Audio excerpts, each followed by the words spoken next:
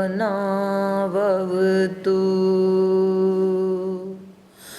सहनौ भुनक्तु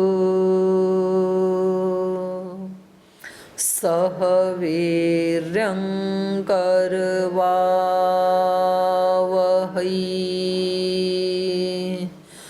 तेजस्विनावधीतमस्तु मा विद्विषावहै।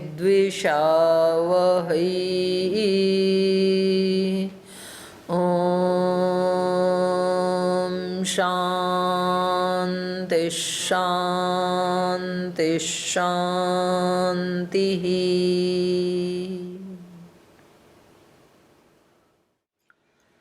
न्याय दर्शन के द्वितीय अध्याय का प्रथमान्विक हम अध्ययन कर रहे हैं और यहाँ पर अभी प्रमाण की परीक्षा चल रही है। 16 पदार्थों में जो सबसे पहला पदार्थ है प्रमाण, और क्योंकि बाकी सभी पदार्थों की परीक्षा प्रमाण से ही की जाएगी तो इसलिए सबसे पहले प्रमाण ही प्रामाणिक है या नहीं है इसकी परीक्षा हो रही है। तो जैसे कोई चीज़ किसी को तोल के दी जाती है तो उसमें तराजू प्रमाण होता है, उसी से तो तोल के देते हैं 5 किलो है 10 किलो है, तो वो वस्तु तोलने से पहले वो तराजू प्रामाणिक है या नहीं है उसकी परीक्षा की जाती है। तो सबसे पहले खाली तखड़ी को ऐसे हाथ में लिया जाता है कि कहीं उसकी जो वो डंडी है वो कहीं अप डाउन तो नहीं है, यदि है तो उसको फिर ठीक किया जाता है, उसमें दोनों पलड़े में से कुछ रख करके तो पहले उसको प्रामाणिक सिद्ध करके तराजू को फिर उससे जो भी तोला जाएगा वो प्रामाणिक ही होगा। तो ऐसे पहले प्रमाण की परीक्षा करके फिर इस प्रमाण से जो प्रामाणिक किया जाएगा वो सब सत्य ही होगा। तो यहाँ पर पूर्व पक्षी ने कहा था कि जो प्रमाण की बात आप कर रहे हैं तो प्रमाण की तो त्रिकाल में भी सिद्धि नहीं है। तो उन्होंने वाक्य क्या बोला था, इसके लिए प्रत्यक्षादि नाम अप्रामाण्यम, प्रत्यक्षादि प्रमाणों का अप्रामाणिकता है। और हेतु क्या दिया था, त्रैकाल्या सिद्धे, 3 काल में भी इसकी सिद्धि न होने से। तो अब इसका उत्तर देते हुए पहले तो भाष्यकार ने उसका परिहार किया, अब सूत्रकार सूत्र के माध्यम से उसका परिहार कर रहे हैं। तो 14 नंबर सूत्र में सूत्रकार ने कहा तत्प्रामाण्य वा न सर्व प्रमाण विप्रतिषेध। बोले यदि आप अपने कथन को प्रामाणिक मान रहे हैं, कौन से कथन को, प्रत्यक्षादि नाम अप्रामाण्यम, इस प्रतिज्ञा को आप सत्य मान रहे हैं तो तत्प्रामाण्य वा, क्योंकि ये तो प्रतिज्ञा है इनकी, प्रत्यक्षादि नाम अप्रामाण्यम ये प्रतिज्ञा, हेतु क्या है, त्रैकाल्या सिद्धे, ये हेतु है। यदि आप अपने प्रमाण और हेतु दोनों को प्रामाणिक मानते हैं तो फिर सर्व प्रमाण विप्रतिषेध न, तो फिर आप सब प्रमाणों का विरोध नहीं कर सकते हैं। यहाँ विप्रतिषेध में वी जो है वो किस अर्थ में है, विरुद्ध अर्थ में, विरुद्ध अर्थ में। पर भाष्यकार ने इसको कहा ये विरुद्ध अर्थ में नहीं है, विशेष अर्थ में है। यदि उसको प्रामाणिक मानेंगे तो सब प्रमाण क्या होने लगेंगे फिर, तत्प्रामाण्य वा न सर्व प्रमाण विप्रतिषेध, विप्रतिषेध इति वि इति अयम उपसर्ग संप्रतिपत्त्यर्थे न व्याघाते, विशेष अनुमति के लिए यहाँ पर वि शब्द का प्रयोग किया गया है। जैसे विज्ञान मतलब विशेष ज्ञान, विशुद्ध माने विशेष रूप से शुद्ध, तो वहाँ अर्थ क्या है, विरोध वाला प्रतिषेध वाला अर्थ नहीं है, विशेष अर्थ है। ऐसे ही यहाँ पर विशेष अर्थ है, विशेष प्रतिषेध आप सब प्रमाणों का नहीं कर सकते हैं। यदि आप अपनी बात को प्रामाणिक मानते हैं तो आप बाकी प्रमाणों का भी विशेष प्रतिषेध नहीं कर सकते हैं। अगर यहाँ पर वी का अर्थ विरुद्ध होता तो फिर क्या दिक्कत आती, क्या दोष आता, बताओ जरा। यदि यहाँ वी का अर्थ प्रतिषेध लें, विरोध वाला, तो क्या दोष आएगा? प्रतिषेध हो रहा है तो प्रतिषेध का उल्टा तो सहमति नहीं आ जाएगा। हाँ, आप ये बताओ कि डबल प्रतिषेध हो जाएगा। एक तो वी से प्रतिषेध हो रहा है और एक तो न से प्रतिषेध हो रहा है, तो डबल प्रतिषेध स्वीकृति का द्योतक होता है। देवदत्त राम नहीं है, ऐसा नहीं है, तो डबल प्रतिषेध हो गया। तो अर्थ क्या हुआ? अवश्य ही राम है। ठीक है। राम शाकाहारी नहीं है, ऐसा नहीं है, तो अर्थ क्या होगा? राम शाकाहारी है। डबल निषेध स्वीकृति का द्योतक होता है। तो यहां पर डबल निषेध नहीं है। डबल निषेध होता तो स्वीकृति हो जाती कि सब प्रमाणों का प्रतिषेध होना चाहिए। अभी तो अर्थ निकलेगा कि उसके प्रामाणिक मानने पर सब प्रमाण विशेष रूप से प्रतिसिद्ध नहीं होंगे, माने सिद्ध ही रहेंगे। ठीक है। अब आगे और इसको अच्छे से समझा रहे हैं सूत्रकार। त्रैकाल्या प्रतिषेधश्च शब्दात् आतोद्य सिद्धिवत् तत्सिद्धेः। अच्छा, आप एक काम और करो, कल से करना, ये प्रथमान्हिक है ना, इसका वो लेके आना, सूत्र वाली पुस्तक। तो पहले सूत्र पाठ किया करो इस एक आह्निक का पहले। हाँ, ये जो आपके पास है ना राघव जी, इसमें से एक एक दिन एक एक विद्यार्थी उसका उच्चारण करेंगे पहले, तो उच्चारण करते करते ही आपको याद भी हो जाएगा। अलग से तो याद करने की जरूरत नहीं है, क्योंकि आपने पहले याद नहीं किया दर्शन, तो इसलिए इसके सूत्र भी याद होने चाहिए, क्योंकि परीक्षा में प्रमाण सहित लिखना है आपको। तो एक एक विद्यार्थी कल से उच्चारण करेंगे। चलिए, त्रैकाल्या प्रतिषेधश्च, बोले ये त्रैकाल्य का जो प्रतिषेध है ये कैसे है? शब्दात् आतोद्य सिद्धिवत् तत्सिद्धे। शब्द से जैसे आतोद्य की सिद्धि होती है, आतोद्य मतलब कोई भी बाजा वाद्य यंत्र, शब्द से किसी आतोद्य की सिद्धि होती है, किसी वाद्य यंत्र की सिद्धि होती है, वैसे ही तत्सिद्धे, उसकी सिद्धि के समान ही यहाँ त्रिकाल में प्रमाणों का अप्रतिषेध है। प्रतिषेध नहीं है, अप्रतिषेध है। तीनों कालों में ही प्रमाण मिलते हैं। शब्द से वाद्य यंत्र की सिद्धि कैसे होती है? जैसे हम यहाँ बैठे हैं और हमारे इधर पीछे बच्चों का म्यूजिक रूम है, तो वहाँ से कोई ध्वनि आएगी तो हम बता देंगे कि वहाँ पर हारमोनियम बजाया जा रहा है, हारमोनियम की ध्वनि अलग है। यदि वहाँ वीणा बजाई जा रही है तो हम पहचान लेंगे शब्द से कि वहाँ पर वीणा बजाई जा रही है। यदि वहाँ पर बांसुरी बजाई जा रही है तो हम पहचान जाएंगे। तो ये हमें दिख तो नहीं रहा, वहाँ पर रूम में हारमोनियम रखा है कि वीणा है या बांसुरी हमें नहीं दिख रहा, तो भी उसकी सिद्धि हम किससे कर लेते हैं? शब्द से। क्योंकि वीणा का शब्द अलग होता है, हारमोनियम का अलग होता है, बांसुरी का शब्द अलग होता है। ठीक है। तो जैसे शब्द से आतोद्य की सिद्धि होती है, वैसे ही व्यवहार से हमें पता लगता है कि प्रमाणों का तीनों काल में संयोग है, उनका प्रतिषेध नहीं है। किमर्थम पुनः इदम उच्यते, ये सूत्र आपने क्यों यहाँ पर कहा? तो ये बता रहे हैं पूर्वोक्त निबंधनार्थम।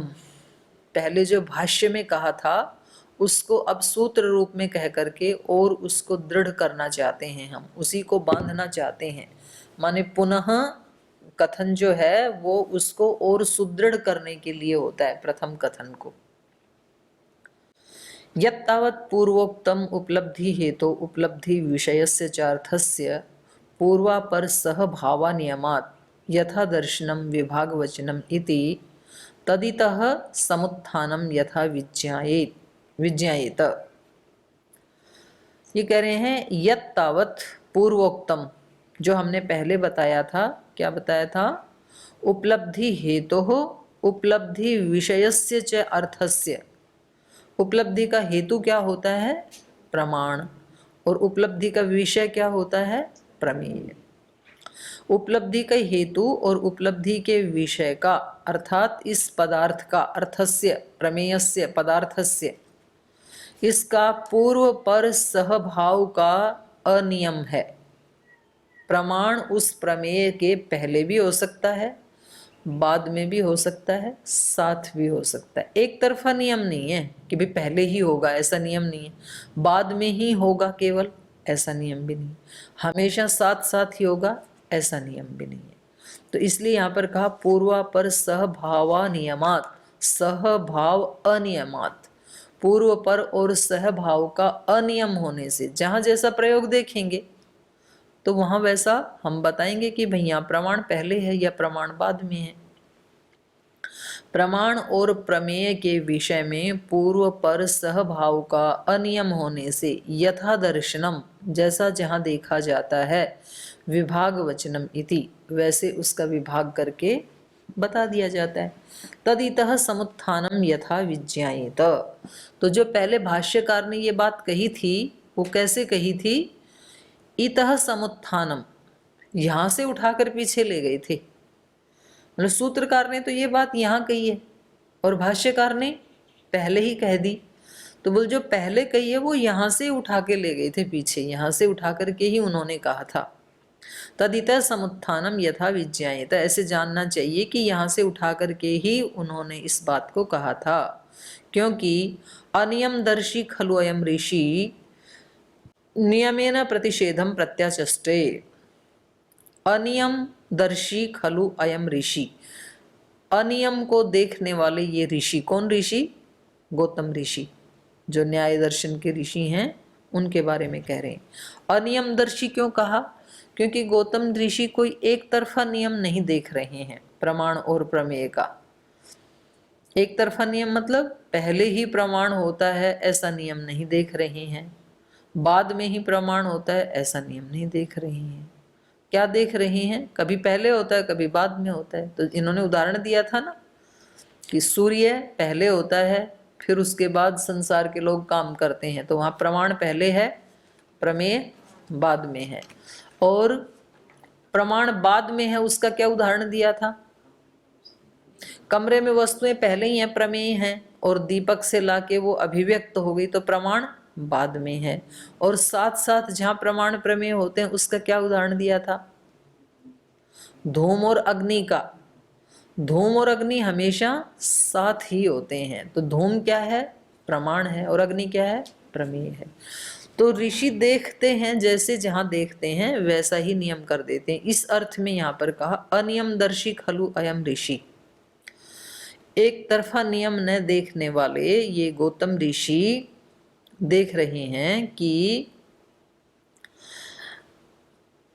ऋषि ही नियमेन प्रतिषेधम प्रत्याचष्टे, कोई वहां पर नियम नहीं है, इस नियम को लेकर के प्रतिषेध का खंडन कर रहे हैं। पूर्व पक्षी जी ने जो आक्षेप किया था कि प्रमाण होते ही नहीं है, ऐसे जो प्रतिषेध किया था उस प्रतिषेध का ये खंडन कर रहे हैं अनियमदर्शी ऋषि, गौतम ऋषि, क्योंकि ये बता रहे हैं कि अलग अलग स्थान पे अलग अलग नियम होता है।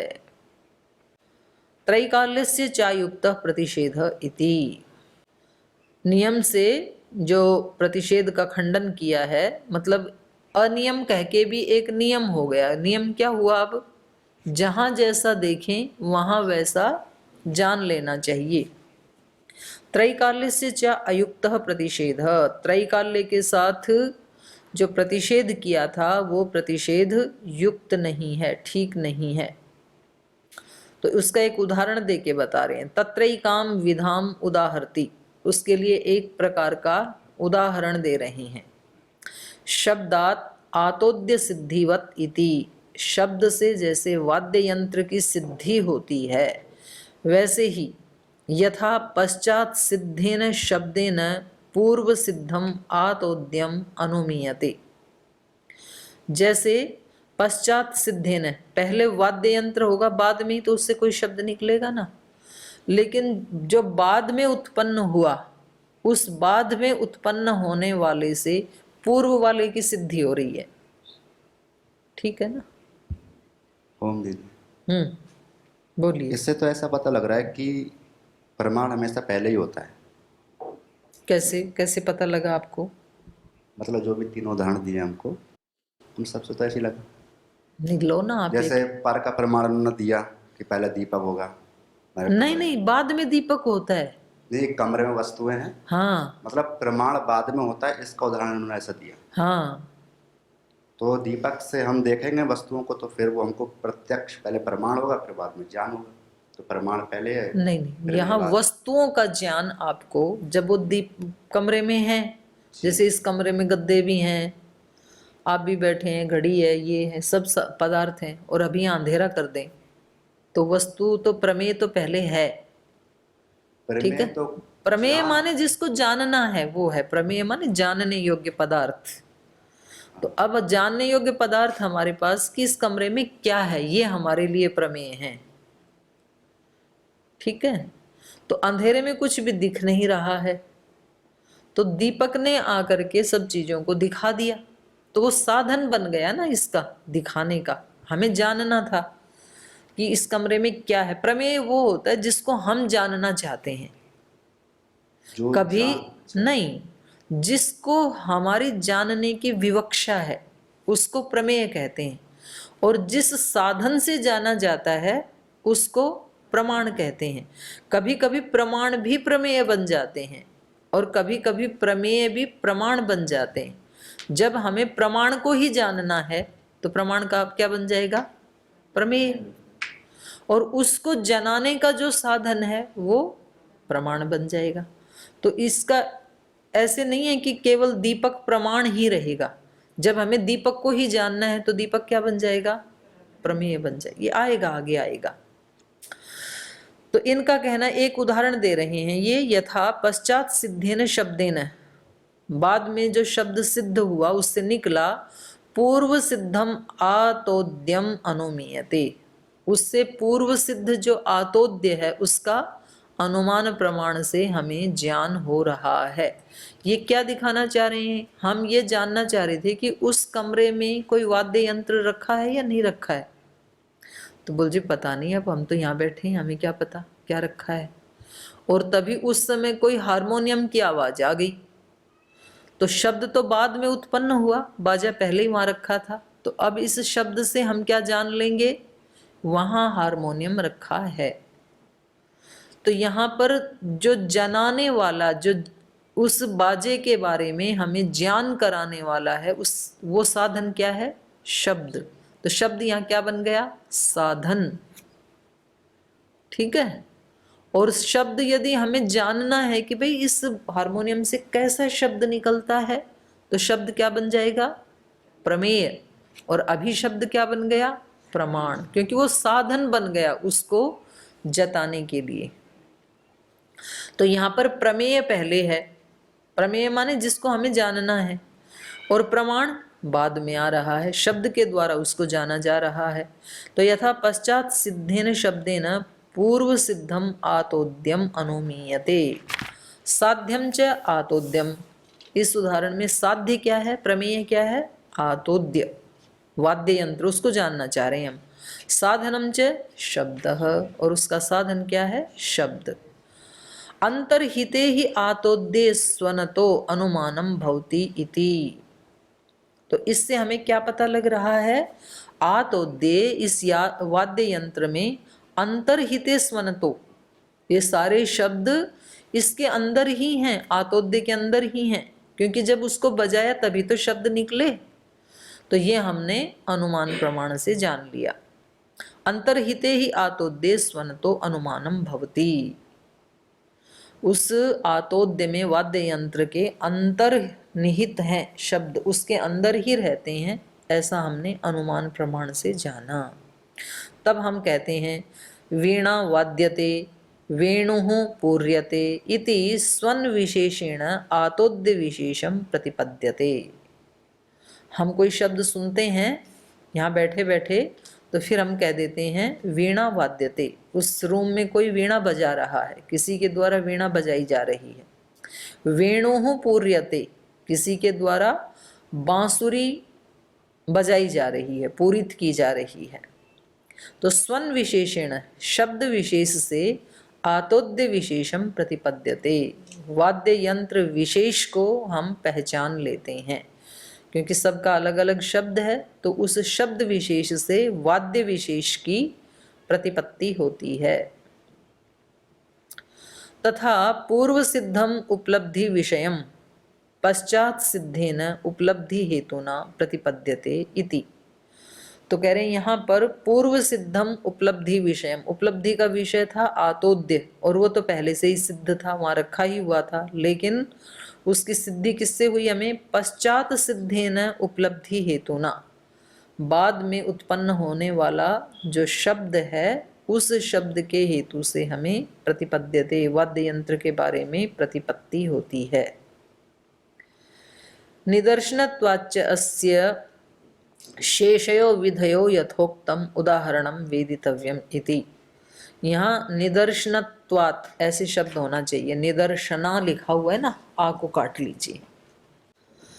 निदर्शनत्वाच्च अस्य, ये जो हमने बताया आतोद्य और शब्द का जो उदाहरण दिया, इस उदाहरण से शेषयो विधयो, जो शेष दो विधि बच गई हैं, ये तो कौन सा उदाहरण हुआ? प्रमेय पहले होता है, प्रमाण बाद में होता है। अब दो उदाहरण बच गए ना, प्रमेय प्रमाण साथ साथ होते हैं, और प्रमेय प्रमाण पहले होता है, प्रमेय बाद में होता है। तो कह रहे हैं वो जो दो बच गए उनके लिए यहाँ पर शेष शब्द कहा है। निदर्शन त्वाच्य अस्य, इस निदर्शन मात्र से, उदाहरण मात्र से, शेषयो विधयो हो, जो शेष दो विधियां बच गई हैं, यथोक्तम उदाहरणम, जिनका उदाहरण हमने पहले दिया था, उनके बारे में भी वेदितव्यम इति, ये जान लेना चाहिए कि प्रमाण या प्रमेय का कोई एक तरफा नियम नहीं है। कस्मात् पुनः इह तन्न उच्यते, बोले वो दोनों विधि यहाँ पर क्यों नहीं बता रही हैं आप, उनका क्यों नहीं वर्णन किया आपने? कस्मात् पुनः इह तन्न उच्यते, तो उसका उत्तर दे रहे हैं पूर्वोक्तम उपपाद्यत इति, क्योंकि हमने पहले ही उनका उपादन करवा दिया, पहले बता ही दिया है हमने वहां पर। सर्वथा तावद अयम अर्थ प्रकाशयितव्यः, स इह वा प्रकाश्येत तत्र वा न कश्चित विशेष इति। बोले सर्वथा हमारा प्रयोजन क्या है? सर्वथा तावत अयम अर्थ प्रकाशयितव्यः, हमारा प्रयोजन तो ये है कि हमें इस अर्थ का प्रकाशन करना, हमें ये चीज बतानी है केवल, कि भाई प्रमाण पहले भी हो सकते हैं, बाद में भी हो सकते हैं, साथ साथ भी हो सकते हैं। तो उसका प्रकाशन इह वा प्रकाश्येत तत्र वा, यहाँ बता दें या पहले हमने बता दिया, इससे क्या फर्क पड़ता है?